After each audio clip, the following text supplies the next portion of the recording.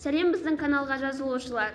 Соңғы жаңалықтарды алғашқылардың қатарында білгіңіз келсе, бейне астындағы лайк пен подписация таңбаларын басып, бізге жазылыңыз. Қазақстанда 43 градуске дейін аяз және қатты жауын-шашын күтіледі. Синоптиктер Қазақстан бойынша 29 қараша 1 желтоқсанға арналған ауа райы болжамын ұсынды. Жауын-шашын және ауа температурасының жоғарылауы күтілуде, деп хабарлайды Закон КЗ. Болжам бойынша 29-30 қарашада шығыс облыстарда аяз сақталады. Республиканың қалған бөлігінде аяздың төмендеуі күтілуде.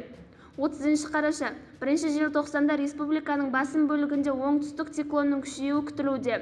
Ол жауын-шашын әкеледі.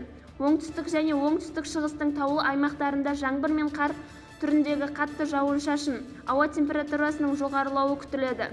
Республика бойынша жел күшейеді.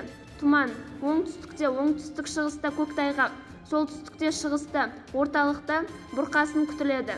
Бізді бақылауды жалғастырыңыз.